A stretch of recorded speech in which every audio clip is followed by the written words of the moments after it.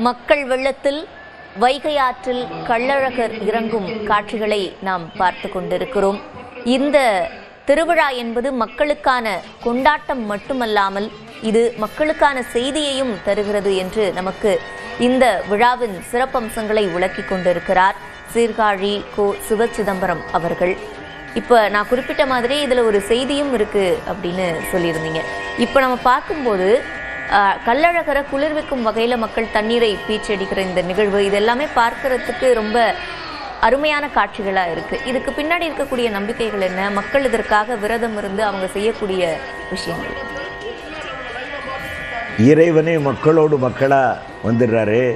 மக்களோட மக்களாக இருக்கும் பொழுது இந்த ஜனங்கள் குதூகலித்து அந்த பெருமாளை வாழ்த்தி வணங்கி தாங்கள் போற்றிய வைகை நீரை தாங்கள் வணங்கிய பெருமாளை இந்த வைகை ஆற்றில் இறக்கும் பொழுது அந்த நீரை பாய்ச்சி அவங்க பக்தர்கள் சக பக்தர்கள் மேலே குளிர்விப்பதற்காகவும் சித்திரை முழு நிலவில் அந்த சித்ரா பௌர்ணமி நன்னாளில் அவர் இறங்குறாரு அப்படிங்கிற ஐதீகத்தில் இருந்தாலும் அந்த குளுமை பரவ வேண்டும் என்னும் நோக்கத்தோடு அது ஒரு பிரார்த்தனையாக மட்டுமல்ல, அது ஒரு கேளிக்கையாக மட்டுமல்ல, மக்கள் மனங்கள் உள்ளங்களில் அவங்க அதை ரொம்ப தெளிவாக இறைவன்பால் தங்களுக்கு உள்ள உரிமையை பற்றை இந்த வைபவத்தில் அவங்க பார்க்குறாங்க. பொதுவாகவே திவ்ய பிரபந்தத்தில் ஆழ்வாராதிகள் சாதித்ததைப் போல திருக்கண்டபுர பாசுரத்தில் ஒரு பாசுரம் இருக்கிறது. அதை மக்களின் மனநிலையை பிரதிபலிக்கக்கூடிய வகையில் நாராயணரை திருக்கண்டபுர சௌரிராஜ பெருமாளை துதிக்கின்ற ஒரு பாசுரம் அது. மெய்யனாகும் விரும்பி தொழுவார்க்கெலாம் மெய்யனாகும் விரும்பி தொழுவார்க்கெலாம் பொய்யனாகும் புறமே தொழுவார்க்கெலாம் மெய்யனாகும்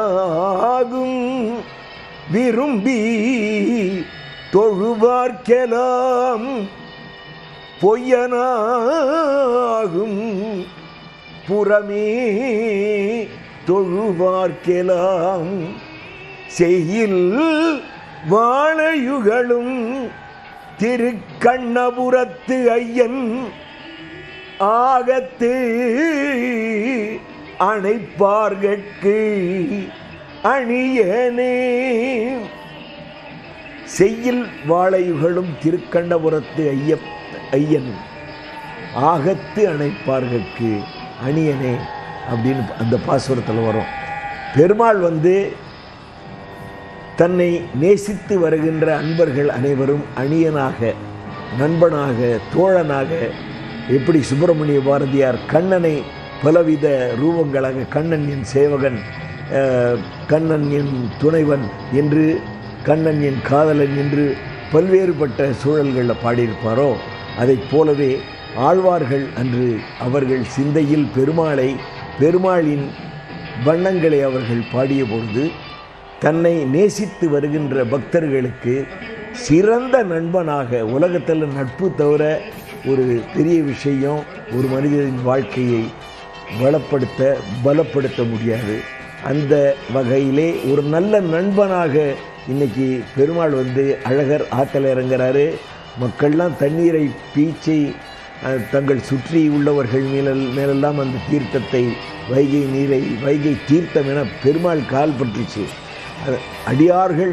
அடியார்க்கும் அடியேன் என்று சொல்கின்ற அடியார்களுடைய திருப்பாதம் பட்ட அந்த புனித வைகை நீர் தீர்த்தமாக இன்று அங்கே பெருமாள் மீதும் சுற்றி உள்ள மக்கள் மீதும் கோலாகலமாக களிப்போடு பீச்சப்பட்டு வருவதை நாம் பார்த்து மகிழ்கின்றோம். இளைஞர்கள், பெரியவர்கள் என்ற அத்துணை பேரும் மக்களோடு மக்களாக பெருமாள் தரிசனம் தருகின்ற இந்த வீரமான ஒரு காட்சியை என்னை காப்பதற்கு வந்துவிட்டார், ஒரு கடவுள் வந்துவிட்டார் என்ற நம்பிக்கையை மதுரை மக்களிடையே இந்த நம்பிக்கையை ஏற்படுத்தி அதன் வாயிலாக உலக மக்கள் அனைவருக்கும் இன்னைக்கு நியூஸ் 18 வாயிலாக அந்த நம்பிக்கையை வலியுறுத்துகின்ற வண்ணம் பெருமாள் மக்களோடு மக்களாக இருக்கின்றார் என்பதை அந்த பாசுரத்தில் சொன்ன மாதிரி மெய்யனாகும் விரும்பி தொழுவார்க்கெல்லாம், மெய்யனாகும் விரும்பி தொழுவார்க்கெல்லாம். அப்படியே அந்த பக்கம் பார்த்தீங்கன்னா இதெல்லாம் மனித இயல்புகள். நல்ல நிஜமான நண்பர்கள் நம்ம போய் பழகும் பொழுது மெய்யனாக அரவணைத்து காப்பார். பொய்யனாகும் புறமே தொழுவார்க்கெல்லாம். அப்படி ஒரு சைடில் அப்படி இருந்து ஒரு மாறுபட்ட எண்ணத்தோடு பழகிறவனுக்கு மெய்யனாக இருந்த அதே பெருமாள் பொய்யனாகவும் விளங்குவார் என்பது எந்த அளவு பெருமாள் நமது வாழ்வியலில் நமது வாழ்க்கையில் பக்தர்கள் அனைவருக்கும் அணியனாக நண்பனாக இருந்து உறுதுணையாக இருக்கின்றார் என்பதற்கான அந்த பாசுரமே இருக்கிறது. அந்த பாசுரம் சொல்கின்ற உண்மையை, அந்த தத்துவத்தை இங்கே இப்போ வைகை பாலத்தின் அடியில் அந்த பெருந்திரளான மக்கள் பெருமாள் நினச்சா இங்கேருந்து அந்த வைகையை எவ்வளோ பெரிய வெள்ளம் வந்தாலும் தாண்டி போயிட முடியாதா? இந்த தாத்பரியம் உணர்த்தப்பட வேண்டும் என்று ஒரு எண்ணத்தில் இந்த வைபவம் நிகழ்த்தப்படுகிறது. பெருமாளின் கால்பட்ட நூபுர தீர்த்தம் அங்கு திருமாலிருஞ்சோலையில் அழகர் மலையில் அந்த தீர்த்தம் புனித தீர்த்தமாக இருப்பதைப் போலவே இன்று வைகை நதி நீர் புனிதப்படுகிறது. வைகை புனிதமாக ஆகிறது. வைகையை கடந்து சென்று செல்கின்ற செயல்கள் எல்லாருக்கும் எல்லா நன்மைகளும் புனிதமாக கிடைக்க வேண்டும் என்ற ஒரு நோக்கத்தை இது வலியுறுத்துகிறது என்றுதான் நாம் எடுத்துக்கொள்ள வேண்டும். திருமங்கை ஆழ்வாரே சொல்கின்றார், கள்ளழகா கள்ளழகா அப்படின்ற ஒரு பெயரோட துள்ளும் குதிரை மேல் தோன்றும் அழகன் என்று பாசுரத்தில் திருமங்கை ஆழ்வார் பாடியிருப்பதைப் போல அந்த பாசுரம் சொல்கின்ற உண்மையை நாம் இன்று கண்ணார காண்கின்றோம். கள்ளழகா என்று கருதும் நெஞ்சே, கள்ளழகா என்று கருதும் நெஞ்சே, வெள்ளிய மலை மேல் விரும்பி நின்றானை. கள்ளழகா என்று கருதும் நெஞ்சே, வெள்ளிய மலை மேல் விரும்பி நின்றானை, துள்ளும் குதிரை மேல் தோன்றும் அழகனை. சாதாரண குதிரை அல்லது, துள்ளும் குதிரை. துள்ளும் குதிரை மேல் தோன்றும் அழகனை, வைகை நீர் தெளிப்ப வரும் கோலம் காண், துள்ளும் குதிரை மேல் தோன்றும் அழகனை. வைகை நீர் தெளிப்ப வரும் கோலம் காண். கள்ளழகா கள்ளழகா என்று பக்தர்கள் அனைவரும் துள்ளி துள்ளி குதித்து அவர்களுக்கு உண்டான எல்லா கலைகளும் எல்லா கலை வளங்களும் இன்று மதுரையில் சிறந்து விளங்குவதை நாம் காண முடியும். கிராமிய கலைஞர்கள் அவர்களுக்கே உண்டான கிராமிய கலைகள், கிராமிய இசை போன்றவற்றையெல்லாம் வைத்து கள்ளழகரை பிரார்த்தித்து பாராயணம் செய்து அதற்குண்டான மேளதாளங்களை, அதன் அடி பார்த்திங்கனாலே அது மதுரை அடின்னு சொல்லுவாங்க. அப்படி ஒரு கிராமிய லய விஷயத்தையும் இந்த திருவிழாவில் நாம் காண முடியும். கிராமிய கலைகள் மட்டுமல்ல, திவ்ய பிரபந்த கோஷ்டிகள் திவ்ய பிரபந்தத்தை அவர்கள் ஓதுகின்ற பாங்கில் கள்ளழகா என்று கருதும் நெஞ்சே, வெள்ளிய மலை மேல் விரும்பி நின்றானை, துள்ளும் குதிரை மேல் தோன்றும் அழகனை, வைகை நீர் தெளிப்பவரும் கோலம் காண் என்று திருமங்கை ஆழ்வாரை சொல்வதை நாம் இதற்கு சான்றாக, இந்த விழாவிற்கு சான்றாக அன்றே அவர்கள் சொன்னதை இன்றும் தமிழர்கள், தமிழ்நாட்டில் உள்ள பக்தர்கள் போற்றி பாதுகாத்து வருகின்றார்கள் இந்த மரபினை என்று தான் சொல்ல வேண்டும். நிச்சயமா நீங்க உருகி விவரிக்கும் போது நாம அங்க நேர்லயே இருக்கக்கூடிய ஒரு உணர்வு ஏற்படுது அப்படின்றத சொல்லலாம். கள்ளழகர் பச்சை பட்டுடுத்தி வைகை ஆற்றில் இறங்கும் அந்த காட்சிகளை தற்போது நேரலையில் பார்த்து கொண்டிருக்கிறோம். தொடர்ந்து பார்க்கலாம்.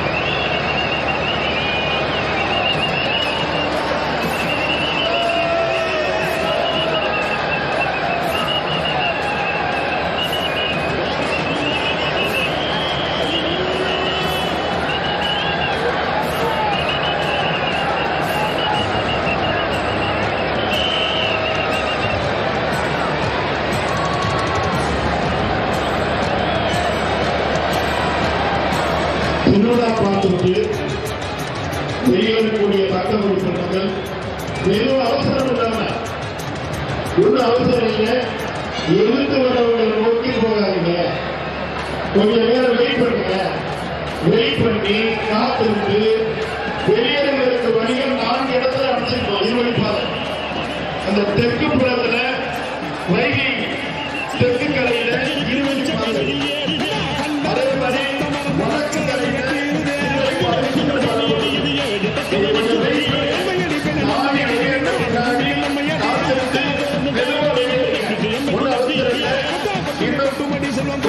பெருமாள் வடை கட்டுரை பெருமக்கள் பாதுகாப்பு அந்த தேவி ஆறாம் வகையில வெளியேறுவதற்கு முயற்சி கொண்டிருக்கிறது. அவர் வெளியேறுவதற்காக